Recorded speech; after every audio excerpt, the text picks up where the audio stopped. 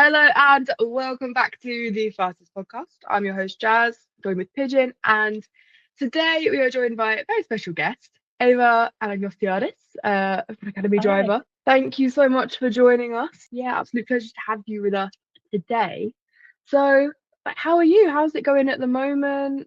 Obviously, in kind of recovery at the moment. How's that been? Yeah, recovery has been long, a lot longer than we expected. I think when I went to go get the operation for my foot, they told me 2 weeks, and it's been about 5 months.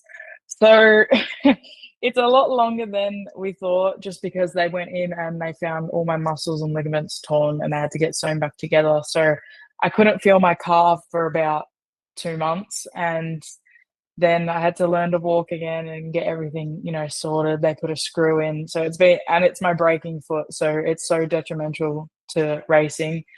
So we've been just trying to get it 100%. I had a physio. I'm still doing physio at the moment. I literally just did one yesterday and I have one tomorrow morning. So I'm full time just focusing on getting it 100%. So then when we do hop back into something, then racing for this year will be good and I won't have to worry about it. I've been working with a little mini team at the karting, so I've been really enjoying that. Obviously, being at the racetrack, I love it. So I went down on the weekend just because my brother was racing. I booked a flight and I was like, I'm coming. So yeah, it can't really keep me away, but it's full focus on my foot and just getting prepped for the season. Wow, okay. I didn't realize how long that had been Yeah, going on for you. broke the end of my fibula, like right on the ankle, ball on the outside. So that broke and I had to screw it. I think it was like a 4 centimeter long screw in there now. And then because of the way I fell, I was running,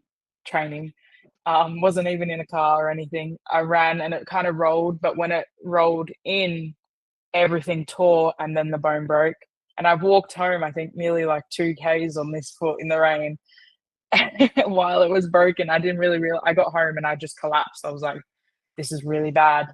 And then I sat there and I was like, Singapore is next week and this is happening right now. And yeah, I don't know, it was a universe sign that, done for the year. But yeah, it's taken quite a while, but we're, you got to take positives out of it. Had opportunities to work with race teams and, learn that I like that side of things as well as not only driving. So yeah, there's been good things and bad things, but it's all getting us ready for this year. Wish you all the best with that. That's bless you. I mean, has it been to sort of not be in the car? I mean, going into Singapore as well, how did you kind of cope with that? At the start, it was quite hard because I had worked so hard to get the seat in F1 Academy, and I was so excited for the whole season. That season kept me racing for the year, just because we couldn't afford anything else. And yeah, it was. I sat there. I honestly, I was. It was really. It was a really difficult time. I think getting hurt as an athlete, it's. I think every athlete in every sport knows you put all this effort in, and then when it's the last two rounds of the season where you're trying to push and show your best self, it kind of puts you in a step back and you look at it and you're like, why is this happening now? But if I could talk to myself then with what's happened now, I'd tell myself to chill out because everything happens for a reason, and whatever reason it was, it's turned out for the better. All the best with the rest of your kind of recovery. Let's go a little bit into sort of your racing background. I mean, what got you into motorsport and kind of what was your journey off the bat going So in? my mum's dad, so my nonno, was obsessed with racing. Watched the Formula 1. My mum would sit, I think, at like 8 or 9 and stay up and watch the Grand Prix back when Senna was racing. And then he brought a go-kart, and then it ended up my mum's go-kart. So she was racing from 12. And then my dad actually mechanicked for her at the track from 15. So they've been together from then. And my dad's always been the mechanic. My mum was always the driver. And then she stopped, had kids, had me, had my brother, got married, got a bit of a life outside the sport. They honestly kind of left it behind because they didn't have the budget to go to cars or anything. So just did the karting. And then dad bought a go-kart back when I was about 5 or 6 and my brother was 3, just for a fun hobby for my mum to do, just as Mother's Day gift and stuff. And sooner or later, I ended up in a go-kart. We were at the track every weekend. I was dancing and swimming at the time. I was quite competitive with the dancing, and I was quite full on that side of things. So my parents didn't think that I was gonna, continue with the motorsport thing. And then I turned around one day and said, "No, I'm done dancing. I want to race." So it turned out in a whole family thing. My dad was mechanicking for all three of us some weekends. I think it nearly killed him. But from what I can remember, like my memories back then, I was at the racetrack every weekend, as normal families would be at the football or soccer practice. We were just at the track doing laps, and I fell in love with it. And then, yeah, at 13 or 12, I think you got to make the kind of decision if this is what you want to do as a career, and you got to fully commit to it. So I turned around and I said, "Yep, I want to be a race car driver." And here we are, living on the other side of the world, racing cars on a world stage. So been a big jump over the past couple of years. Really, real racing family then. Yes, the whole family. I mean, that's a great story, like to have all of that kind of lore about about how you got into racing.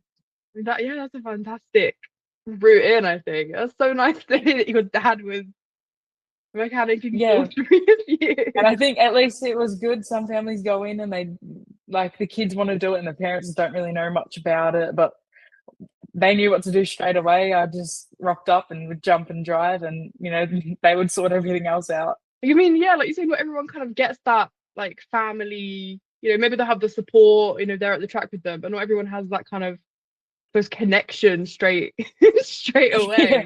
Our family, like the whole kind of immediate family and everything, is very close, and I think us spending every weekend together at the track, especially moving overseas, like me and my brother, he's always been 2 or 3 years younger, so you have the dobbing stage where he goes and dobs the mum and dad and still tells them you and stuff. But now I think moving overseas, it's all grown us really close together, because at the end of the day, it's all we really kind of had. So yeah, it's good to have a family that's so supportive with what you want to do with your career. And I could turn around tomorrow and say I don't want to do this anymore, and they'd be 100% on board. So it's a good environment to be with when you want to do something so demanding. You mentioned karting, obviously, which is one of the paths to go to single-seater racing. What's been kind of your progression of series that got you into F1 Academy? So I was still in a go-kart up until the midway of 2024. Europe for us when we were in Australia was not kind of an option, just because we didn't have the budget. We were going to go the Australian pathway, maybe V8 supercars. That was kind of more a realistic route. And then I got an invitation from the Alpine F1 team. They were starting a female race her program when I was in a kart at end of 2022. So I had that opportunity. I was back and forth racing overseas and still living in Australia over 2023. And then 2024, they were like, "We want you to move over here. We're really committed to you." So we packed up everything, sold house, business, literally have nothing left that we own in Australia, and moved to the UK. We were in Bicester outside Oxford. So we were around there. I was at the track. I think I had my first day off in May from January 2nd. So I was at the track 5 days a week, racing, doing winter testing. And then I was turning 17 at the time. So we were kind of like, we need to start to get into cars, and the Alpine program was a go-kart program. So we took a step away from that and said, in June, we're going to jump into race cars. And we didn't really have a big budget. So mum and dad were like, "You got 10 test days. And then you got to put everything you possibly can into those 10 test days, when other kids get 150 test days." So, it was quite a lot of pressure just to try and do my best and get into the seat with such little driving. And then we had an opportunity with the Indian F4. So it was quite budget friendly, and I got laps and racing. And at the end of the day, motorsport, where you can grab an opportunity, you go do it. So I did that. That was kind of my rookie season campaign. I think we did 4 races there. And then it was a waiting game, hoping that we did enough to get the seat. And luckily it was.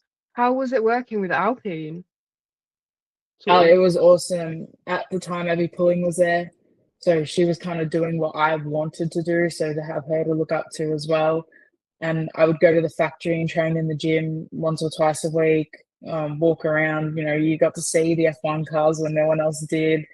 I got to go to 2 car launches, so that was awesome. It was an amazing experience to be part of an F1 kind of academy. So, you know, it's not an opportunity everyone gets every day.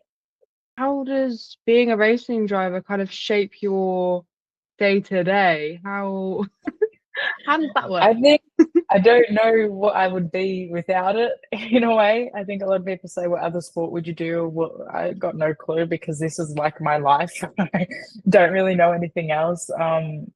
There's a lot of sacrifices that have been made over the years because of it, but I wouldn't change it for anything. I think growing up at a kart track with a bunch of boys, teenage boys, and being one of the only girls, you get thick skin and you learn to be quite tough. But I think it's grown me to the person who I am today, and I'm really happy about it. And I think having, like I said, having the family to support me, and you know, you grow friendships, you meet people that you never meet, and I think you also have to mature quite quickly in this sport because you know you have to do stuff like this, and you have to learn to speak publicly in front of people and come in from a race. So if it was bad, you got to jump in front of a camera and speak to it and smile and wave. Sometimes, you know, you don't have to, but it's the sport. And I think it teaches you so many things that, say, staying at school in the schoolyard wouldn't teach you. When I used to attend, I finished my Year 12 and everything online, but when I was at school and I would miss it, my teachers were like, you're learning so much stuff that kids here wouldn't. So, you know, it's not like you're missing out on detrimental years of learning English class and, you know, stand up and doing a presentation. I'm standing up in front of 600 people and talking about my career at the age of like 16. So yeah, it's been such a sometimes bumpy road, but then smooth sailing at the same time, just being able to have all these opportunities and, you know, grow up learning to do things that not everyone gets to do. Yeah, I mean, what a way to learn. Like how was that side of things for you? You know, like the being so public facing and, you know, kind of on this world stage. You're so young. Like how does that work for you?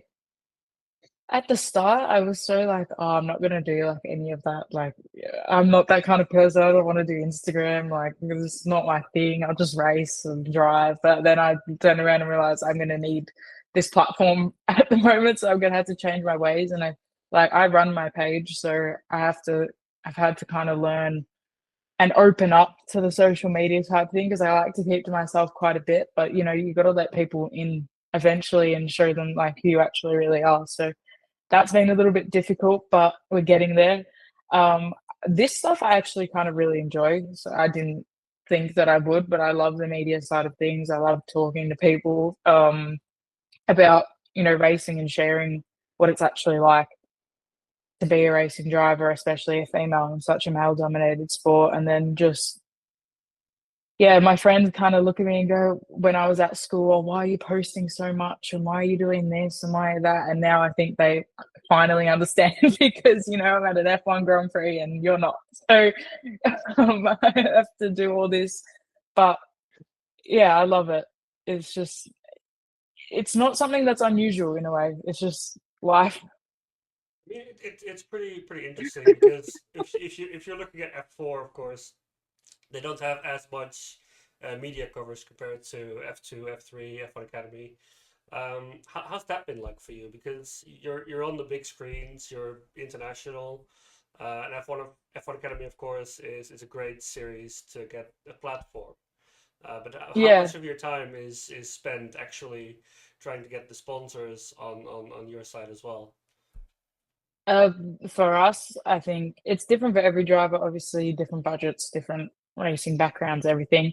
But for us, it was quite like every single media opportunity I could grab at the race weekend, I would do. If someone didn't want to do something, I'd jump in and do it just because I needed the exposure as much as I possibly could. But I don't think it kind of clicked to me how many people were watching until I was at that first round at Shanghai.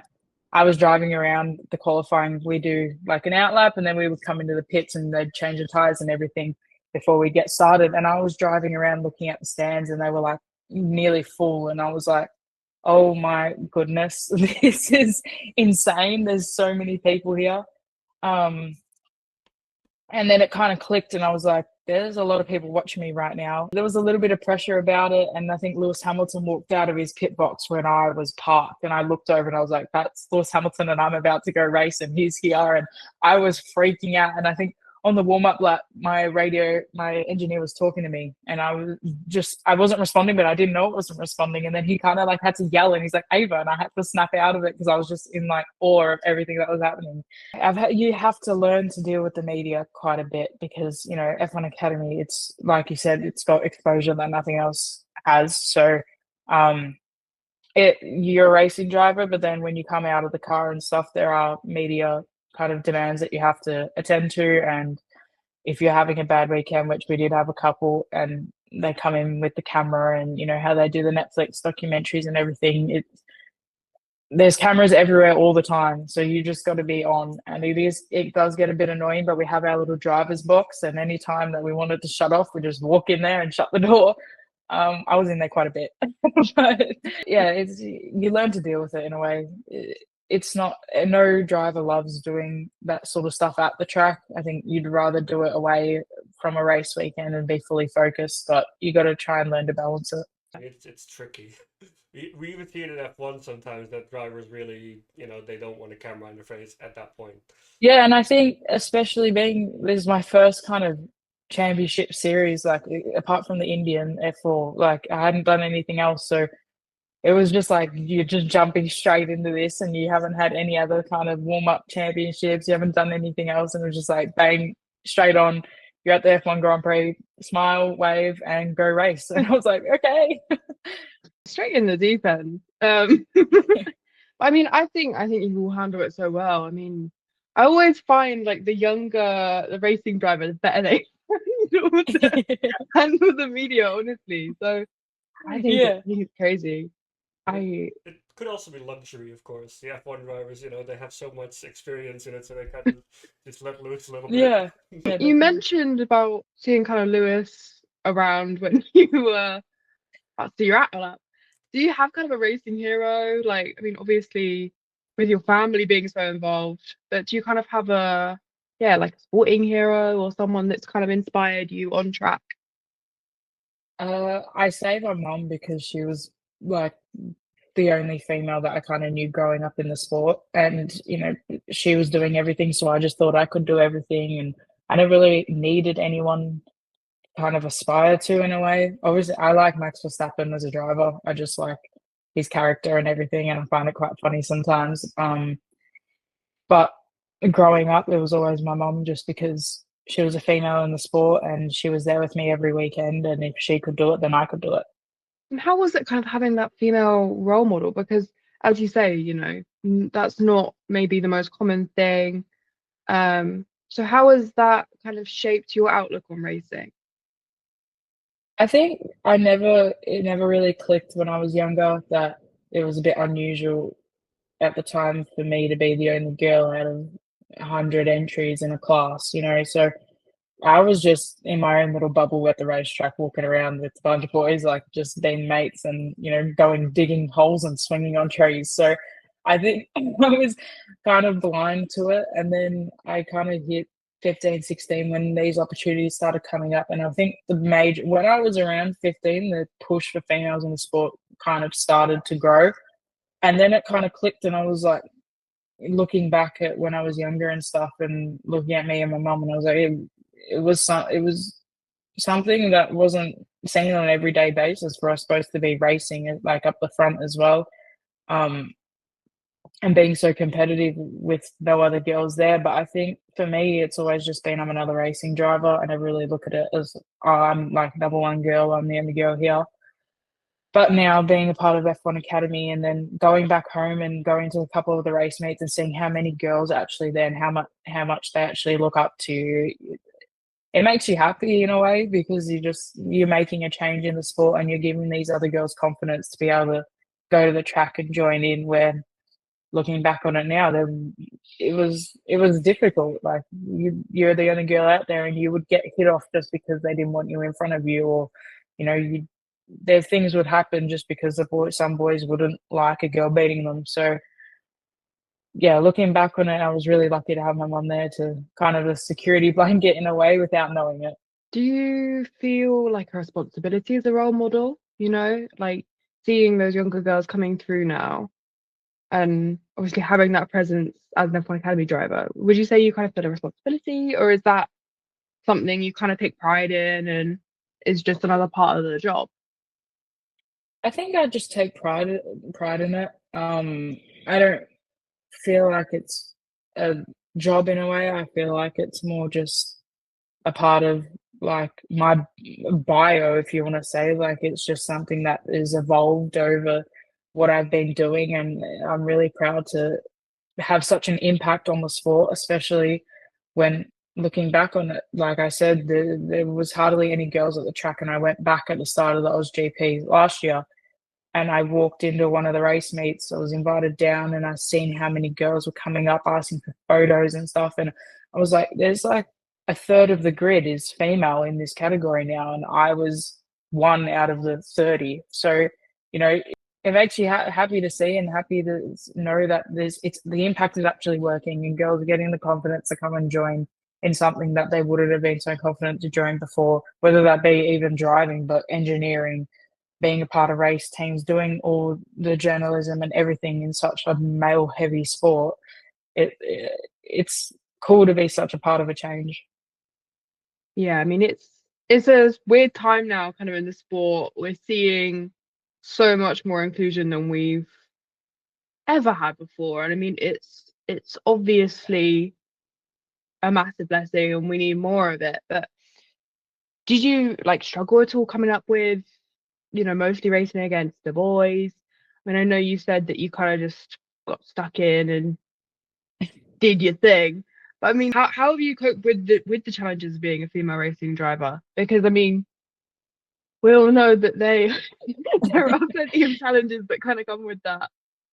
Yeah, I think when I was in Australia, I didn't take any notice of it at all.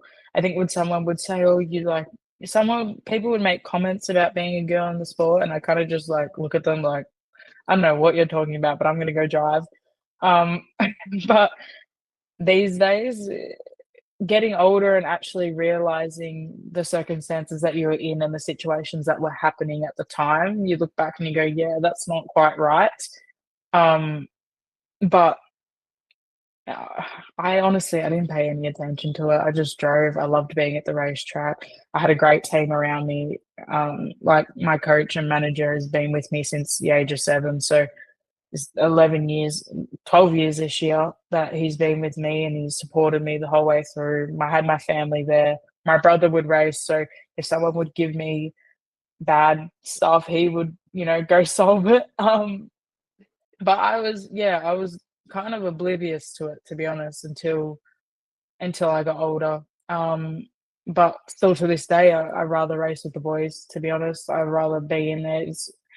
It's harder, it's tougher to deal with, but it's racing. That's why we race. I race against racing drivers, and whether they be male or female, it doesn't really matter.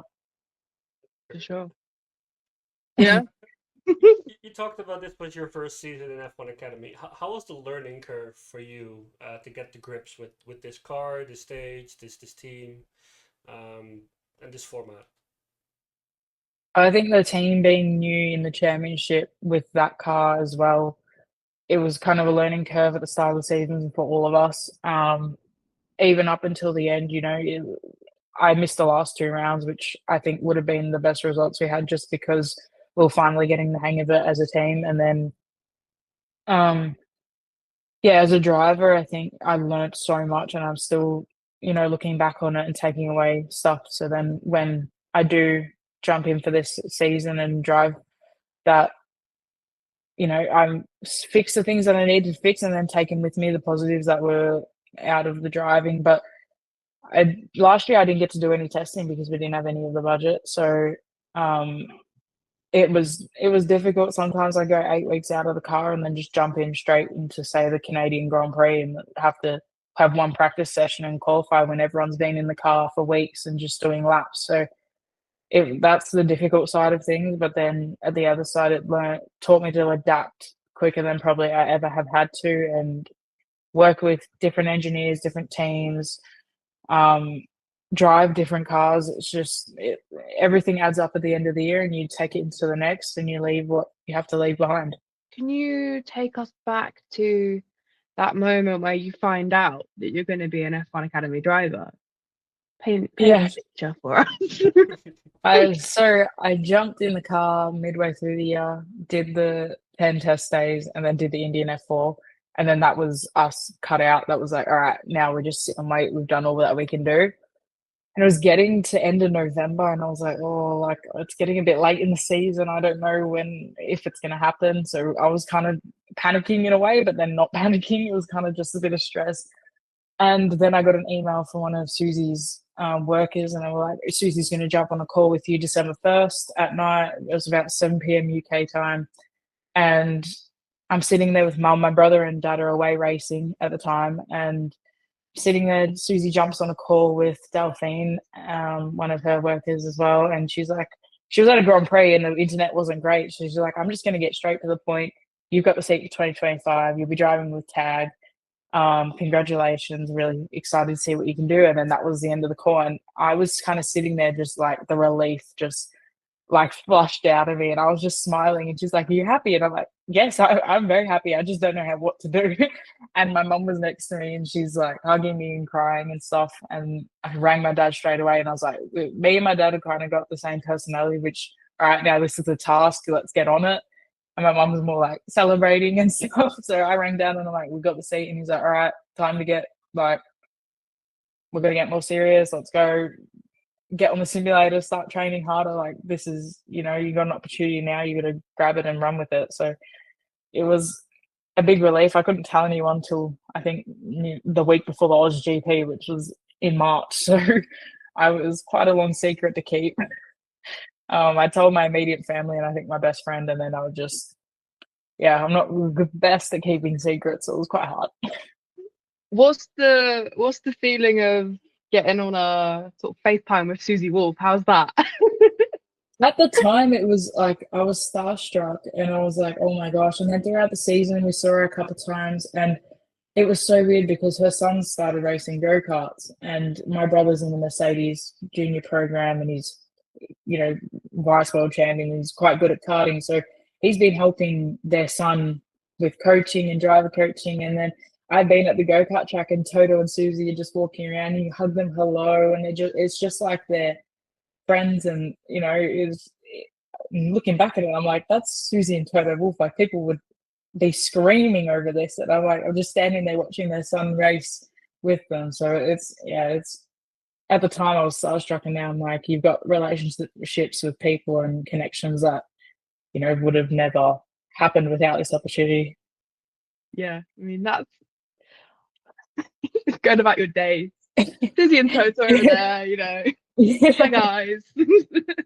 So I mean, it's amazing. I mean, the journey that you kind of had in is so like unique, having your mum there and having your whole family be involved.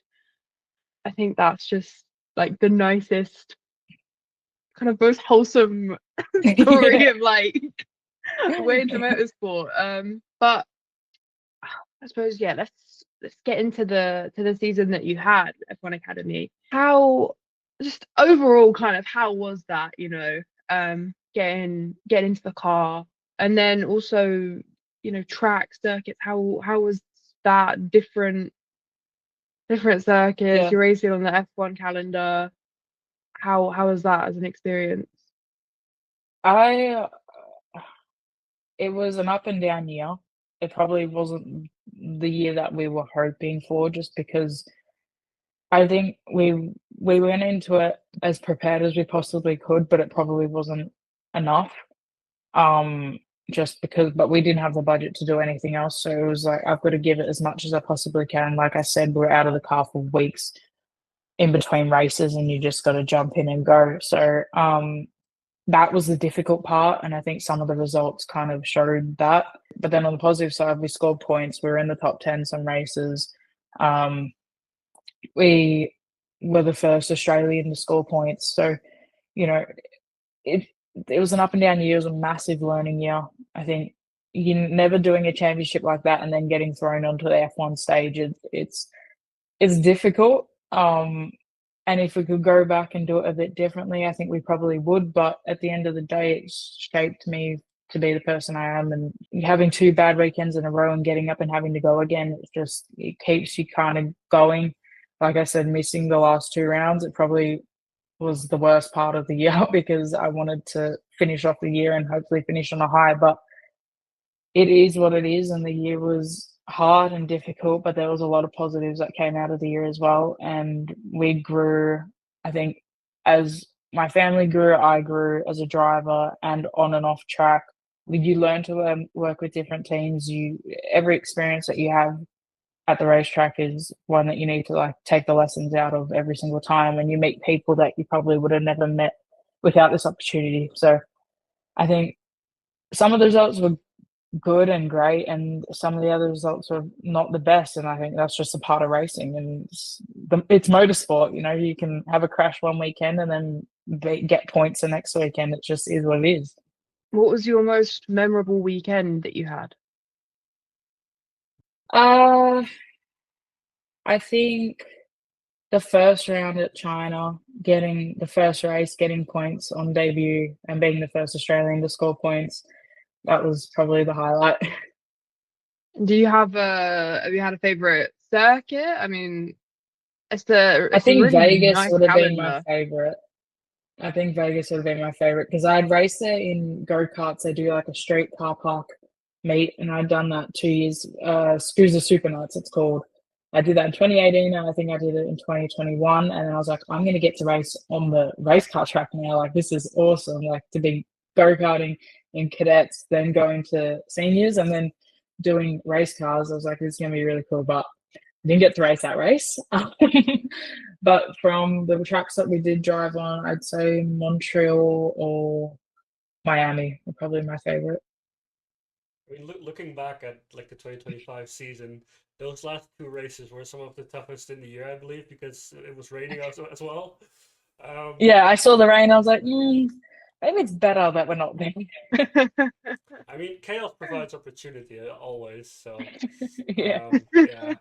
How difficult is it setting up the car? Is it like a real full team experience to kind of pour every inch out of it? It is because they're so limited on what they can and can't do, and being 2 years behind the other teams, they've worked out the little bits and bobs that make it faster and make it better this way and that way. It is a bit different to the normal F4 car just because we're so limited on how much camber you can put on, so it kind of forces understeer, and then our rear and front wing are so much heavier as well. So then it just drags the car into the corner, and the driving style is a bit different with the way you have to brake and get off the brake to actually rotate the cars. It was something that we had to learn throughout the season, and I didn't have much experience in the normal F4 car, but then jumping into this was a whole nother learning curve. So I think for the team as well, at the start of the season, they were kind of shocked as well to how much the car actually reacted different to a normal F4 car because, Hitech knows what they're doing with an F4 car. They're quite up the front at British and stuff. So to then look at this and go, hold on, this is not doing what it usually does. We've got to kind of work it out. And then as drivers to learn how to actually drive that car the way that it needs to be set up, it was a whole another thing. So, but midway, I think when we hit Montreal and Zandvoort, it finally started to click, and the team was working really well, and everything kind of got into a bit of a flow. What kind of experience do you get out of sim racing? You mentioned that you don't have much time in the car, and there's a pretty big gap between sessions sometimes. Can you kind of fill that gap with simulator driving, and how did that compare to the I was car? on it every day. I'd wake up, go to the gym, come back to my school, get on the sim, and then go back to the gym. And it was literally repeat, just because I couldn't have track time, so the simulator was my only tool to be driving around the tracks, and you just do as much time. Sometimes, being in front of a screen for that long, you get out of it, you're like, whoa. But I think, it's the biggest tool that I think a racing driver can use. That's, laps are expensive, so you can't just rock up to Monza or Silverstone and go do laps straight away, especially when you're learning a new track. You can press reset button and you haven't crashed the whole car. So, having that is quite good. And then you're rocking up and you know where to brake, you know where to turn. Everything's kind of already embedded in your head as if you'd been there before. So it's quite a good tool. Going back to sort of the trackside activities, what's it like being part of the F1 ecosystem? Because obviously, F1 Academy's not been around for a very long time, but now it's kind of becoming super established in the F1 calendar. So what's that like? Mm-hmm. I mean, I know you touched on it earlier, seeing drivers around, that sort of thing, but yeah, how does that kind of slot in to the chaos of an F1 weekend? We have 2 days before we're on track, and we have paddock passes. So me and my teammate Nicole, we'd go every time we'd rock up to the track, we'd get our paddock pass and we go straight to the paddock, and you get to see the paddocks at every race that you're at. You get to see drivers, and it's cool because the drivers kind of treat you as if you're just another racing driver there. You're not a fan, so you kind of get that respect on another level. And then obviously if you're a part of, say, McLaren or Mercedes, you have the drivers there to help you with stuff. And I think George Russell would help Pin, and you'd have Piastri or Lando helping Ella Lloyd, and it was kind of cool to see their support with us as well. But then on the racing side of things, we'd be racing on a track on Thursday, and then the F1 would put new tires on, and you're like, the rubber has really gone down on this track, like it's getting heavy. And we would have so much grip just because of the F1s driving around, so no one gets to kind of experience that as well. So off track, it's like you're at a Grand Prix for 2 days and you're like, oh my God, but then you're like, I'm driving here, like I need to switch on, like I'm racing here. So I got to go to, I think, how many races did I do? 5 of the 7 or 8 throughout the season. You get to go around the world and be at Grand Prix, and then you get to drive on top of that. So it's an amazing experience. Are you actually able to watch the F1 sessions as well, or are you just too busy with your own schedule? We would finish and then the F1 would go out, but majority of the time, like, you're that dead after the weekend, you just want to go. Like, I think I watched like two out of all of them. Even at the Australian Grand Prix, I was quite sick over the whole weekend, and I was the ambassador, so I was working like flat out. And I got to the race, and I did the grid walk, and I'm like, I'm going back to the hotel. I can't stay here anymore. So I'm a bit guilty for not staying, but everyone kind of just, you're there to race at the end of the day. You're not really there to kind of watch it. But if you did have the opportunity to go watch it from the paddock, then you would take it any day. Do you like the travel side of it? I mean, demanding, but do you enjoy traveling? I think I did about 70 flights last year, and I missed about 10. So yeah, it gets to a point where you're flying economy halfway across the world every second week, and you're like, this is not it. But it's quite, you learn to be really efficient with your time zone changing, and you learn to sleep on planes probably better than anyone else could. So I think there's skills that come out of it, but I don't like flying. I get actually sick on flights, so I have to take tablets to stop that, and it's just, it's a pain. But you rock up in a new country and you're like, yeah, that was so worth it. You had like a favorite country to visit? Miami was my favorite. I loved Miami. Yeah. We had about 3 or 4 days beforehand just because it was the US time zone, and I think we just wanted to go a bit earlier so we could actually see the place we were going to, because usually you go somewhere and it's hotel, racetrack. Like, I could say that I've been to so many places, but I haven't actually been to the place. I've been to my hotel room and the racetrack. I've never actually seen the city. So we'd always go a bit earlier so then we could actually see the place we were going to. But Miami by far was the best. It was like I was in the Barbie movie. This season coming up now, do you have any plans for just going ahead, I suppose? Yeah, I think getting my foot 100% and then jumping in the car. I think when I go to Australia, I'll hopefully be jumping in something, getting my fitness and health and everything back to where it needs to be. And then just sorting out this year, obviously driving something, but I can't say anything. I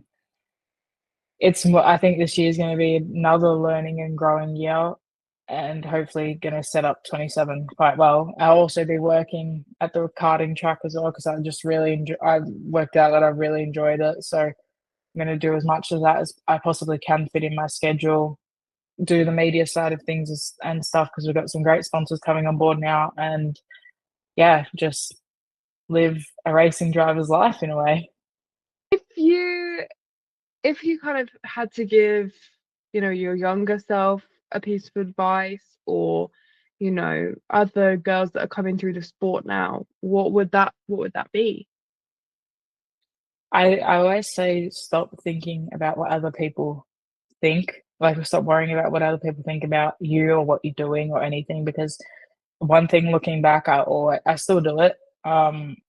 Even if it's with the racetrack or with what I'm doing on social media or everything, you got to do it for you, and you got to stop caring about what other people think, whether they like what you're doing or not, because at the end of the day, it's you who you have to worry about and what's going to get you in a better position with whether it's through racing or starting something new. I think if I could tell myself, stop thinking about what other people think and just do what you want to do, the results are going to get better as well, just because you're doing it and you're not having that thought in the back of your head that what other people think, especially being the female in the sport.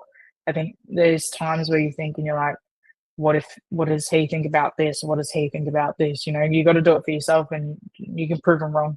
How do breakout talents like Jamie Chadwick or Abbi Pulling moving forward in motorsport? How did that feel to you and your journey? I think like I am for the younger girls coming through, they are for me, because it's shown that with success does come kind of the reward. So seeing Abbi, like, she had a pretty decent season in GB3 for her first year, and now she's got another one to kind of, get on those podiums and prove herself. And Chadwick's, I think, done more than any female's done in the sport for years. So seeing the success that she's had and the pathways that are available when you do get that success, it kind of drives you in a way. Wrap this up with a big question. What's the ultimate goal? What's the dream for you? Formula One is not what everyone wants to be their endpoint. Some people do. I mean, motorsport is so varied. For you, what is kind of the end goal, I suppose? To have the name of being a professional racing car driver, whether that be IndyCar, endurance cars, and GT cars, Formula One, anything, but to be racing something and it be your job and you're racing and getting paid to race and getting opportunities to race here, there and everywhere and driving different things. I think that is kind of the big dream. Obviously Formula One is going to be your number one forever because it's the optimum category in racing and everyone wants to be able to drive Formula One, but then to be a professional race car driver and do it as a job, that's what we've been trying to do from 12 years old. So to get that would be incredible. Thank you so much for joining us on this episode of the Fastest Podcast. Aiva, it's been amazing to have you with us. Thank you so much for your time and for telling us a little bit about your journey. And we wish you all the best, with your recovery, and also can't wait to see what you're doing next. We'll be looking out for that, absolutely. Yeah, thank you so much for joining us. It's been an absolute pleasure to speak to you. And enjoy the rest of your off season.